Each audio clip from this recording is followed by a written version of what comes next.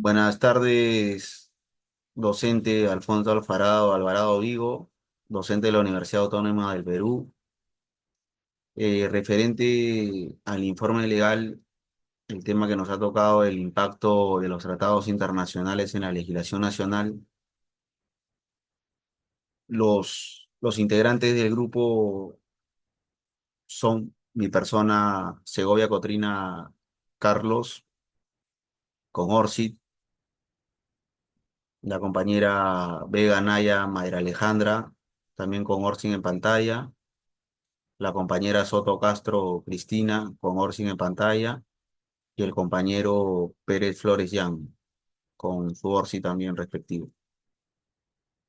Con fecha 13 de octubre del 2024, vamos a hablar acerca, ¿no?, de cómo fue la inserción económica del Perú, ¿no? Nos indica que la inserción económica del Perú en el mundo tiene una dimensión política que suele ser omitida, sin duda, en la implementación del Tratado de Libre Comercio, TLC, con Estados Unidos. En el 2009 tuvo causas y consecuencias que exceden lo estrictamente comercial. Un proceso de similar alcance es la participación del Perú en la Alianza del Pacífico en el año 2011, ya que evidencia la importancia del libre comercio en la política exterior peruana de integración regional. Tales procesos buscan acercar al Perú a distintas cadenas de producción mundial. Sin embargo, sus principios y repercusiones comparten puntos en común. A partir del análisis de ambas coyunturas, esta investigación busca comprender las causas y consecuencias de la legitimización del libre comercio en la política exterior peruana, de la integración regional.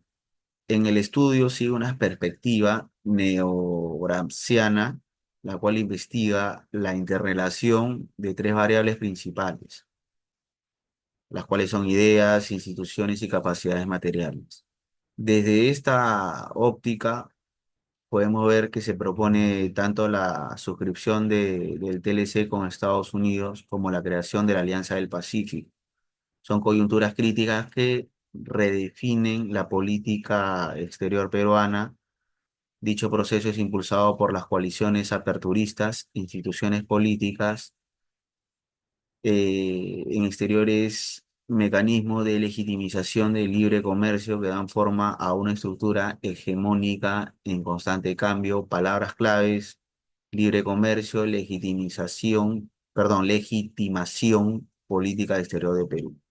En los antecedentes, ¿no?, de libre comercio en el Perú, primero es necesario revisar dos antecedentes históricos clave: la reforma liberal de los años 90 y la promoción del libre comercio desde Estados Unidos. En ambas coyunturas se tomaron decisiones políticas y económicas que permitieron la institucionalización del libre comercio en el Perú. ¿Qué nos dice la reforma liberal de los años 90? Nos dice que se conecta con cambios globales que se configuraron décadas atrás, en los años 1970, en el gobierno estadounidense y otros países industrializados brindaban préstamos con tasas de intereses bajos a países en vías de desarrollo. Bajo esas circunstancias, los países latinoamericanos incrementaron su deuda externa hasta que en 1979 Chuck Volcker cambió la política monetaria estadounidense subiendo sus tasas de interés. En ella desencadenó una crisis financiera que afectó especialmente a Latinoamérica desde 1982. En el final de esa década, como lo señala el alcalde, en 1997, el Perú y los demás países latinoamericanos se vieron inmersos en esta crisis e intentaron superarla por medio de la asesoría y financiamiento provistos por el Banco Mundial y el Fondo Monetario Internacional, FMI, ¿no?, más conocido. Entre los programas que impactaron a estos países destacaron el Plan Baker en 1985, el Plan Brady en 1989 y las recomendaciones del Banco Mundial, que fueron etiquetadas por Williamson en 1990 como el Consenso de Washington. A grandes rasgos, tales medidas condicionaron la resolución de la crisis, la liberalización del mercado y junto a las necesidades políticas antiinflacionarias, la reforma introdujo una estrategia de crecimiento basada en la apertura del comercio y el mercado financiero. Por tanto, el sistema internacional orientó de manera indirecta a la reinserción del Perú al mercado global. ¿Qué nos indica la promoción estadounidense del libre comercio, ¿no? En ese entonces, el presidente estadounidense Bill Clinton, entre 1993 y 2001, inició una nueva era de reformas liberales al interior del país y promovió acuerdos de libre comercio fuera de sus fronteras, entre los cuales destacó la firma del Tratado de Libre Comercio de América del Norte. En 1992 esta medida generó lecciones importantes sobre cómo lograr la ratificación política y social de un acuerdo de libre comercio con Estados Unidos. Durante 1992, la opinión pública estadounidense estaba dividida en torno al Telecam, pues solo contaba con un 27% de aprobación frente a un 34% opuesto y un 40% indeciso. Aunque se esperaba que esta situación representara un obstáculo para la liberalización comercial, el Telecam pudo ratificarse en Estados Unidos porque los actores políticos con capacidad de veto, como los congresistas y el Senado, no pudieron generar una coalición mayoritaria para oponerse al Telecam. Así, el gobierno de Clinton pudo negociar con la oposición la ratificación a cambios de dos adendas en materia laboral. Y bueno, cabe resaltar que las negociaciones del Telecam habían iniciado con George Bush en 1989 y en 1993, o hasta 1993. Fue como una parte de estrategia que incluyera a México al acuerdo de libre comercio que existía entre Estados Unidos y Canadá en 1988. La lección aprendida por el gobierno estadounidense fue que el bajo apoyo de la opinión pública no supone a un impedimento para lograr la liberalización comercial, como siempre y cuando exista una fragmentación entre sectores críticos del Tratado de Libre Comercio. La potencia hegemónica, tras la experiencia adquirida del Telecam, renovó sus intereses de fomentar el libre comercio en Latinoamérica. Siguiendo este objetivo, durante la década de los 90 brindó un acceso preferencial a su mercado, ¿no? A algunos países de la región. El Perú fue uno de los elegidos junto con sus pares andinos. Estados Unidos nos otorgó primero la ley de preferencias arancelarias andinas, ¿no? Más conocida como la ATPA, vigentes entre 1993 y 2001, que redujo los aranceles de 5.600 productos provenientes de Perú, Colombia, Ecuador y Bolivia. Luego de su vencimiento, esta medida fue reemplazada por la Ley de Promoción Comercial Andina y la erradicación de la droga, ¿no? Que fue válida desde el 2002 hasta el 2010 y se expandió los beneficios arancelarios a más productos. Los objetivos formales de ambos acuerdos fueron proveer alternativas al cultivo de venta ilegal de drogas, así como contribuir la consolidación de las instituciones democráticas de los países andinos. Bueno, le voy a dar pase a la compañera Mayra Vega.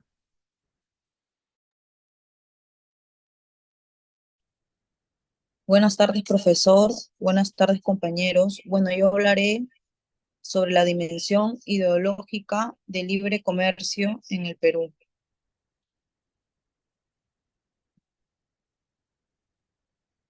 Tras revisar los antecedentes principales del TLC, en esta sección se analizará la dimensión ideológica por las negociaciones entre Perú y Estados Unidos. Por lo tanto, se evaluarán los roles de intelectuales liberales y sus centros de pensamiento, destacando los nexos con coalizaciones aperturistas, instituciones comerciales y medios de comunicación. Competencias de ideas. El debate académico peruano durante el TLC con Estados Unidos reflejó una competencia de ideas económicas que aspiraban a constituirse como ideologías orgánicas. No cabe duda que era gran parte de los intelectuales que promovían el TLC con Estados Unidos. Se basaron en estudios rigurosos de realidad económica y social, un análisis ideológico sobre los artículos académicos desarrollados en esta coyuntura. No implica necesariamente que sus metodologías o resultados sean sesgados. Siguiendo la noción de ideología presentada en la introducción, el objetivo de analizar los artículos 9 académicos es identificar las principales ideas orgánicas que fueron desarrolladas durante el debate académico. Los promotores del libre comercio estimaban que el TLC como mínimo aseguraría un crecimiento constante del 3.3% del Producto Bruto Interno. La mayoría de autores liberales presentó al TLC no solo como un acuerdo comercial, sino como una oportunidad de crecimiento económico con bienestar social. El concepto del bienestar social, según los intelectuales, se relacionaba con una mejor oferta de productos para los consumidores, así como el incremento de empleos. Otro argumento recurrente en la defensa del libre comercio era el no contar con un TLC. Tendría consecuencias negativas para la economía peruana, debido a que cesaría el acceso preferencial provisto por el ATPDA. En contraposición, los diagnósticos críticos afirmaban que implementar un TLC tendría comparativamente más consecuencias negativas que no contar con el ATPDA. Calcularon que el costo de pagar aranceles no superarían los 200 millones de dólares, lo cual era un menor impacto negativo de un TLC sobre el sector agrícola y otras áreas vulnerables de la economía nacional.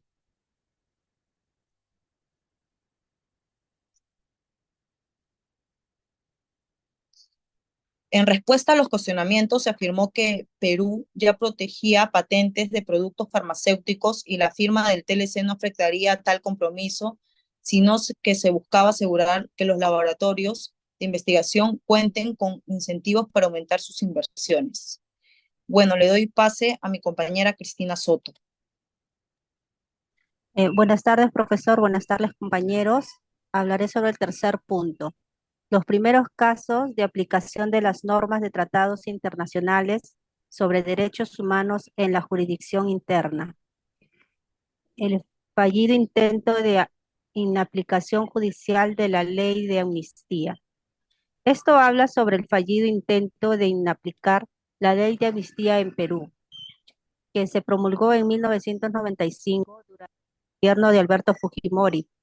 Esta ley otorgaba amnistía a militares, policías y civiles implicados en delitos relacionados con la lucha contra el terrorismo, incluyendo las masacres de La Cantuta y Barrios Altos,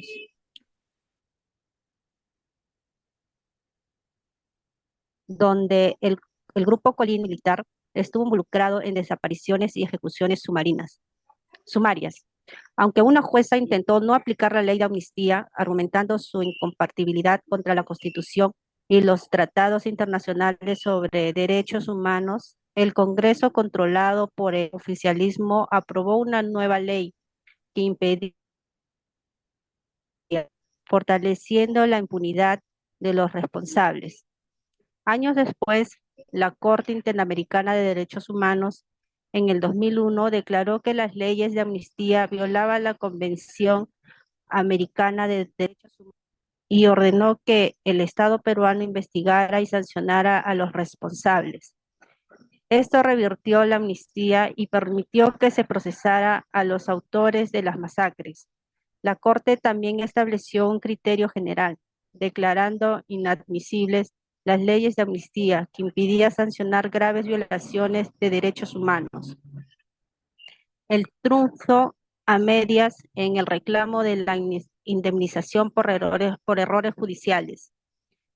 Las consecuencias de las leyes antiterroristas implicadas en Perú tras el autogolpe de Alberto Fujimori en 1992 incluyeron medidas regresivas que violaban derechos fundamentales como el juzgamiento de civiles en tribunales militares y la utilización de jueces anónimos. Esta normativa llevaron a la condena de muchas personas, incluidas inocentes, en juicio por terrorismo y traición a la patria. Ante la presión nacional e internacional por estas irregularidades, se creó una comisión ADHOC para revisar los casos y recomendar indultos a inocentes. Aunque el indulto a inocentes fue una solución política práctica, no abordó adecuadamente las pérdidas sufridas por los injustamente encarcelados, como la pérdida de empleo o salud. Los indultos demandaron indemnizaciones, pero el Poder Judicial desestimó la solicitud, lo que llevó el caso al Tribunal Constitucional. En el 2000, el Tribunal Constitucional reconoció el derecho a indemnización en base al Pacto Internacional de Derechos Civiles y Políticos, aunque dejó a la jurisdicción ordinaria la tarea de fijar el monto de las reparaciones.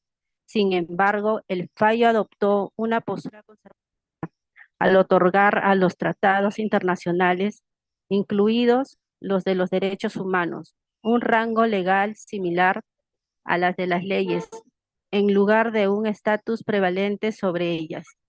Afortunadamente, esta postura fue modificada en sentencias posteriores. Bueno, le doy el pase a mi compañero Giancarlos. Buenas tardes, doctor. Buenas tardes, compañeros. Lo que debemos saber de los acuerdos comerciales, algunos también llamados TLC. ¿Por qué es importante firmar tratados de libre comercio? Los tratados de libre comercio forman parte de una estrategia comercial de largo plazo que busca conciliar mercados para los productos peruanos con el fin de desarrollar una oferta exportable y competitiva, que a su vez genere más y mejores empleos. La experiencia muestra que los países que más han logrado desarrollarse en los últimos años son aquellos que han incorporado exitosamente el comercio internacional, ampliando de esta manera el tamaño del mercado para sus empresas, la necesidad de promover la integración comercial como mecanismo de la ampliación de mercados. Es bastante clara en el caso del Perú, cuyos mercados locales por su reducido tamaño, ofrecen escasas oportunidades de negocio. Por lo tanto, de creación de empleos. ¿Qué ventajas y desventajas pueden traer los tratados de libre comercio?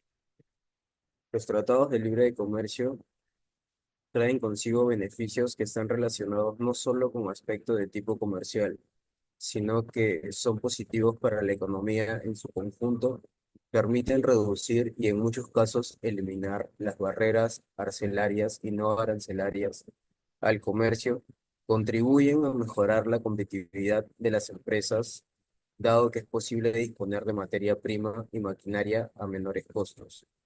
Facilitan el incremento de comercio a las empresas, el flujo de inversión extranjera y al otorgar certidumbre y estabilidad en el tiempo a los inversionistas, ayudan a competir en igualdad de condiciones con otros países que han logrado ventajas de acceso mediante acuerdos comerciales similares, asimismo como a obtener ventajas sobre países que no han negociado acuerdos comerciales preferenciales. ¿Qué acuerdos comerciales mantiene vigentes el Perú? Los acuerdos regionales, la Comunidad Andina, CAN. El Perú participa en la CAN en acuerdos relacionados con la desgravación arancelaria al comercio de bienes, la liberación subregional de mercados de servicio, normas comunitarias referidas a la propiedad intelectual, transporte terrestre, aéreo y acuático, telecomunicaciones y una gama amplia de otros temas de comercio. Mercosur, Perú. Con este acuerdo se busca formar un área libre de comercio entre el Perú y los 4 países integrantes del Mercosur, cuáles son Brasil, Argentina, Paraguay y Uruguay. Mediante la expansión y diversificación, el intercambio comercial y la eliminación de restricciones arancelarias y no arancelarias que afectan en el intercambio recíproco de bienes y servicios. Ahora voy a darle pase a mi compañera Cristina. Hablaré sobre las normativas legales. Presentaré una peruana y otras tres internacionales. 1. Constitución Política del Perú, 1993. Artículo 55. En Perú, el artículo 55 de la Constitución indica que los tratados internacionales ratificados por el Estado se integran en el sistema jurídico nacional y pueden ser aplicados por los tribunales. Esto refleja el principio de primacia de los tratados internacionales sobre las leyes internas, siempre que no contradigan la Constitución. 2. Convención de Viena sobre el Derecho de los Tratados, 1969. La Convención de Viena en un tratado internacional que regula el derecho de los tratados, estableciendo normas sobre su firma, ratificación y aplicación. Uno de los principios claves recogido en el artículo 26, Pacta sunt servanda, establece que los tratados deben cumplirse de buena fe y que los estados no pueden usar leyes internas como excusa para no cumplir con sus obligaciones internacionales. 3. Constitución Española, 1978, artículo 96. En España, el artículo 96 de la Constitución establece que los tratados internacionales ratificados y publicados oficialmente forman parte del ordenamiento jurídico interno. Además, la legislación nacional no puede contradecir las obligaciones derivadas de estos tratados, los cuales tienen una jerarquía superior a las leyes ordinarias. 4. Constitución de México, 1917, artículo 133. El artículo 133 de la Constitución de México establece que la Constitución, las leyes derivadas de ella y los tratos internacionales ratificados por el presidente con aprobación del Senado son la ley suprema del país. Esto significa que los tratados internacionales tienen una jerarquía equivalente a la Constitución, estando por encima de las leyes federales y locales. Le doy el pase a mi compañera Mayra. Bueno, yo hablaré sobre la conclusión. La negociación del TLC con Estados Unidos constituyó una trayectoria pendiente para la política exterior en el Perú, a la medida que incentivó la organización de las instituciones ideológicas y capacidades materiales, que sostiene el libre comercio como proyecto hegemónico. A partir de la interrelación de estos factores, en Perú se institucionalizó el libre comercio, no solo como modelo de apertura comercial, sino también como la principal ideología orientadora de su política exterior. La legitimación social es uno de los procesos que permitieron la continuidad del esquema de apertura comercial en el Perú. Existen tendencias en la opinión pública peruana y narrativas mediáticas que muestran el éxito parcial de la campaña ideológica a favor del libre comercio. Sin embargo, ello no ha significado la construcción de un pensamiento social comprometido con los principios del liberalismo económico. Los sentidos comunes del libre comercio se basan en evaluaciones del desempeño comercial en la mejora de condiciones de vida, tales como el crecimiento de empleo.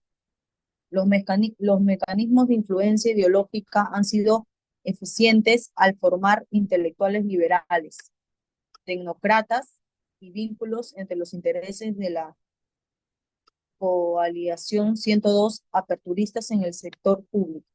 En este sentido, los centros de pensamiento peruanos no se restringen al desarrollo de ideas económicas, sino generan ideas, fuerzas que guían al mercado mediático del libre comercio y gestionan intereses entre el sector público y privado. Los actores nacionales no son los únicos que intervienen en las pugnas ideológicas por conseguir la legitimidad del libre comercio.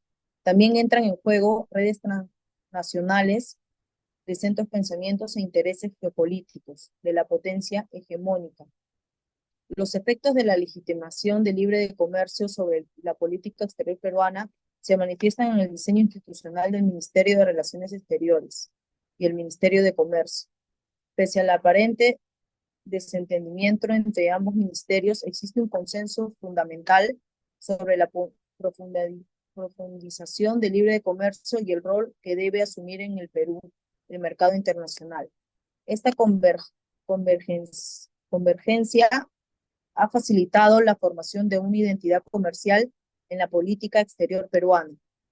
El carácter de la política exterior peruana entiende a interpretarse como pragmático. Sin embargo, es posible identificar orientaciones ideológicas en la evaluación del interés nacional y de los intereses interestatales comunes. Por lo tanto, existen matices sobre la real implementación de criterios técnicos en la dirección de la política exterior.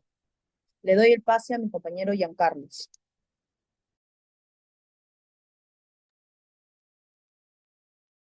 Las recomendaciones. Como puede verse, los TLC han permitido al Perú reducir y en muchos casos eliminar las barreras arancelarias y no arancelarias al comercio y contribuir a la mejora de la competitividad de las empresas. Facilita el incremento del flujo de inversión extranjera y otorga certidumbre y estabilidad en el tiempo de los inversionistas. La ley 28024, Ley Marco de los Tratados de Libre Comercio, establece la necesidad de evaluar el impacto de los TLC en la economía peruana de forma periódica. Esto significa que el gobierno debe analizar los beneficios y los desafíos del libre comercio y ajustar las políticas según sea necesario para maximizar los beneficios y minimizar los riesgos. Esta recomendación es crucial para asegurar que los TLC se adapten a las necesidades del país y que su implementación se realice de forma eficiente y eficaz. Las referencias. Roberto, Sara Taboada y George F. Chávez, del 2004. Impactos sectoriales y regionales de la Ley de Preferencias Arancelarias y Erradicación de Drogas, ATP-DEA. Proyecto Crecer, creando conclusiones para rehabilitación económica en el Perú, USAID. Engueren Parelli, FJ, 2003. Ampliación de los tratados internacionales sobre derechos humanos en la jurisprudencia constitucional peruana. Ahora le doy pase a mi compañero Carlos para que nos pueda explicar más sobre el rico cuadro. Sí, gracias, Giancarlo. Eh, bueno, acá tenemos el cuadro, la rúbrica, ¿no? Que podemos visualizar, ¿no? Que nos ha permitido evaluar el nivel de desempeño, ¿no? De todos los compañeros, asimismo, cómo también nos hemos podido ayudar en la elaboración del trabajo, ¿no? De acuerdo a ello hemos seguido los pasos y hemos podido conseguir armar el informe legal. Eso sería todo, docente. Muchas gracias por su tiempo.